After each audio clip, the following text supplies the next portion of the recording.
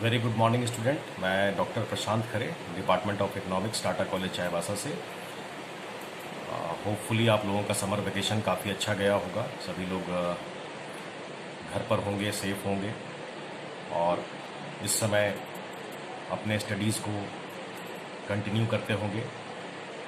आज कॉलेज का पहला दिन है, 22 तारीख, 22 जून। जितने भी स्टूडेंट हैं उनका जो 5th सेमेस्टर के स्टूडेंट हैं उनको अब 6th सेमेस्टर में प्रमोट कर दिया जाएगा। तो अब 6th सेमेस्टर के अकॉर्डिंगली हम लोग आगे फिर देखेंगे।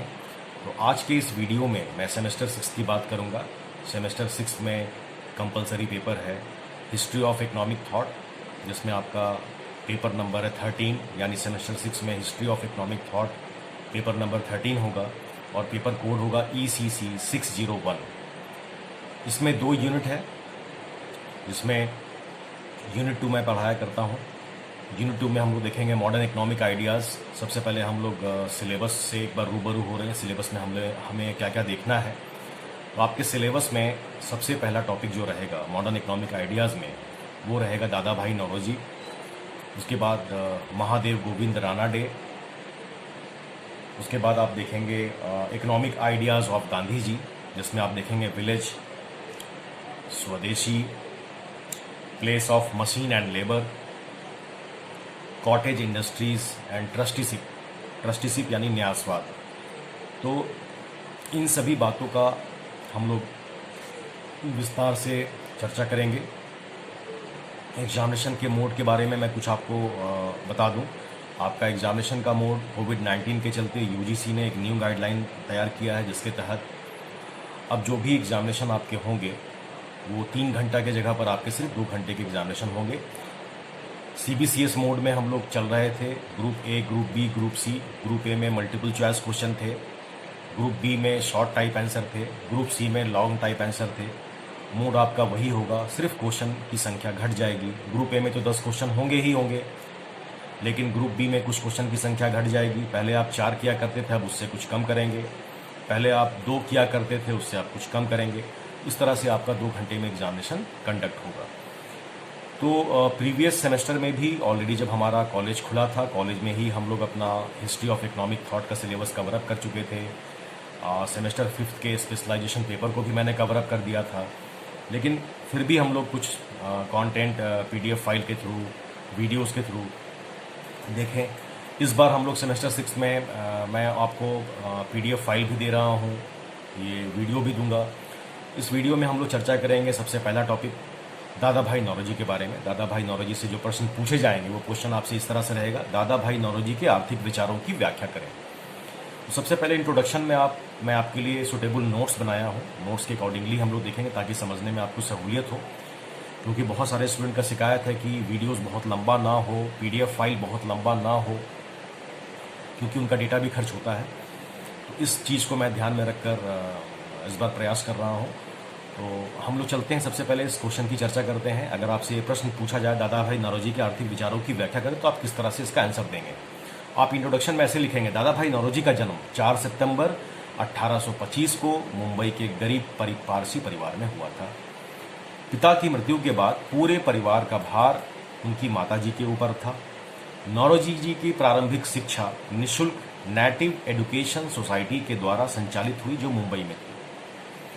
अपनी विलक्षण बुद्धि के कारण वे हमेशा कक्षा में अव्वल आते रहे और कॉलेज के एक प्रोफेसर ओलेवा ने उन्हें एक उपाधि दी, जिसमें उन्होंने कहा भारत की आशा, यानी प्रॉमिस ऑफ इंडिया।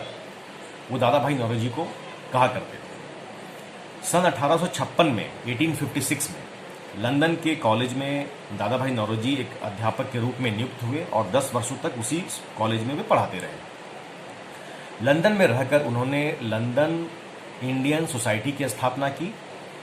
इस सोसाइटी का मुख्य उद्देश्य भारतीय छात्रों को एकत्रित करके भारत की गंभीर समस्याओं पर विचार करना तथा समस्याओं को हल करना था। बाद में नौरोजी ने यूरोप के सभी देशों की अर्थव्यवस्था का गहन अध्ययन किया और उन्होंने इस समय की ज्वलंत समस्याओं पर अनेक लेख भी लिखे। दादा भाई नौरोजी के आर्थिक विचारों को इस प्रकार से समझा जा सकता है। यहाँ पर आप पैराग्राफ चेंज करेंगे। इंट्रोडक्शन के बाद उसके बाद एक पॉइंट असेंबल कर लेंगे। पॉइंट असेंबल करने से आपको डील करने में काफ़ी सुविधा होगी। पहला पॉइंट आप लिखेंगे गरीबी की समस्या, दूसरा पॉइंट रहेगा निर्धनता के कारण, तीसरा पॉइंट रहेगा प्रवाह का सिद्धांत यानी द ड्रेन थ्योरी, जिस पर हम लोग चर्चा भी करेंगे। चौथा पॉइंट रहेगा ब्रिटिश प्रशासन की आलोचना, और पांचवा पॉइंट रहेगा भारत की राष्ट्रीय आय यानी नेशनल इनकम के संदर्भ में ये पहले भारतीय थे दादा भाई नौरोजी जिन्होंने खुलकर चर्चा की। तो सबसे पहला पॉइंट देखते हैं गरीबी की समस्या। गरीबी की समस्या के संदर्भ में दादा भाई नौरोजी ने क्या कहा। नौरोजी ने स्वयं गरीबी की अपने आंखों से देखा था और वो निर्धनता को जानते थे। भारत में फैल रही कुव्यवस्था का मुख्य कारण अंग्रेजों की गुलामी थी। ब्रिटिश शासन काल में युद्ध और अकाल रोज की बात हो चुकी थी। देश के आर्थिक विकास की चिंता ब्रिटिश शासकों को बिल्कुल भी नहीं थी। दादा भाई नौरोजी ने गरीबी के लिए मुख्य कारण बेकारी, खेती की दशा का दयनीय होना तथा अकाल माना था। रेलवे उद्योग का उदाहरण देते हुए दादा भाई नौरोजी ने लिखा है कि इस उद्योग में अंग्रेजों को लगाया गया था, बहुत थोड़े भारतीयों को निम्न स्तर पर काम पर लगाया गया था और भारतीय रेलवे से प्राप्त होने वाले आय को ब्रिटिश कोष में जमा कर लिया जाता था। रेलवे प्रशासन के बड़े बड़े अधिकारी इंग्लैंड में रहते थे जिनका वेतन रुपयों में दिया जाता था। इस प्रकार रेलों से प्राप्त आय भारत के विकास में व्यय न करके प्रशासनिक खर्चों में लगा दी जाती थी। अतः भारतीय रेल का लाभ भारतवासियों को न मिलकर अंग्रेजों को मिल रहा था, जबकि विदेशी ऋणों का संपूर्ण भार भारत के ऊपर था, जिससे भारत की गरीबी की समस्या ज्यों की त्यों बनी हुई थी। नेक्स्ट पॉइंट हम देखेंगे। नेक्स्ट पॉइंट है निर्धनता के कारण। निर्धनता के कारण में आप इस तरह से लिखिएगा। नौरोजी के निर्धनता के कारणों की चर्चा करते हुए उन्होंने लिखा है कि प्रतिवर्ष देश से भारतीय पूंजी इंग्लैंड को भेज दी जाती है। अंग्रेज काम तो भारत में करते हैं, आय भी यहीं से प्राप्त करते हैं, लेकिन अपनी आय की बचत को इंग्लैंड में भेज देते हैं। भारत का रुपया भारत में खर्च नहीं हो पाता है, जिसके कारण भारत दिन पर दिन खोखला होता जा रहा था। इंग्लैंड के जो उद्योगपति भारत में अपना काम या कारोबार करते थे, वे भारत में अपनी पूंजी का विनियोग इस प्रकार करते हैं जिससे भारत का कम और इंग्लैंड का अधिक से अधिक लाभ हो पाए।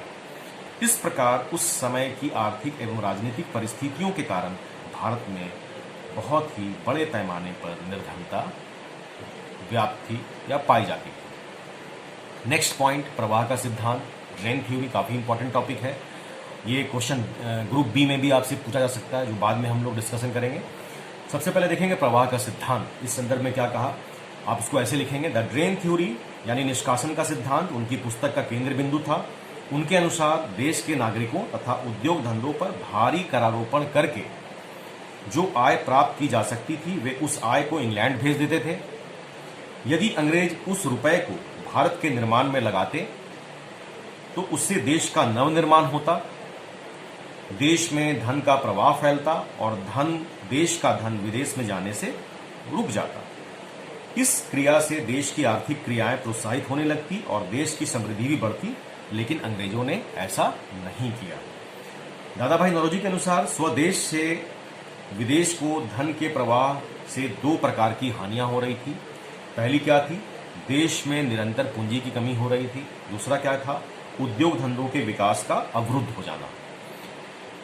दादा भाई नौरोजी अंग्रेजों की इस नीति के बहुत बड़े आलोचक थे।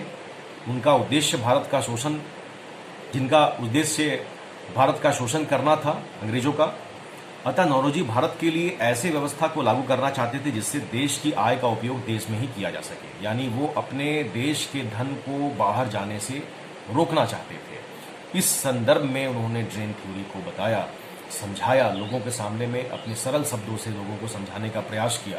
और दादा भाई नौरोजी के जो भी लेख थे या जो भी वो बात किया करते थे, वो एकदम करेंट थे, ज्वलंत थे। और उन्होंने बहुत यूरोप के देशों का अर्थव्यवस्था का गहन अध्ययन करने के बाद भारत की स्थिति को एक आधुनिक ढंग से सुलझाने का प्रयास किया। इसके बाद सभी लोग मानते थे। नेक्स्ट पॉइंट क्या है, ब्रिटिश प्रशासन की आलोचना। दादा भाई नौरोजी ने अंग्रेजों के कट्टर आलोचक बन गए थे। ब्रिटिश संसद में उन्होंने ईस्ट इंडिया कंपनी की यह कहकर आलोचना की थी कि उसने भारत के व्यापार को समाप्त करने का षड्यंत्र किया है। नौरोजी का समर्थन करते हुए सर विलियम हंटर ने स्वीकार भी किया है कि भारत की प्रशासन व्यवस्था में व्यापारियों को अधिक से अधिक स्थान दिया जाना चाहिए। भारत की गरीबी का उन्मूलन करने के लिए उन्होंने बहुत सारे सुझाव दिए थे, जैसे भारत और इंग्लैंड को चाहिए कि वे अपने अपने देशों में काम करने वाले देशवासियों के वेतनों का भुगतान स्वयं करें। भारत में काम करने वाले अंग्रेजों तथा इंग्लैंड में काम करने वाले भारतीयों के वेतन भत्तों का भुगतान करने के लिए दोनों देशों के बीच एक उचित आधार पर कोई अनुपात निश्चित कर देना चाहिए।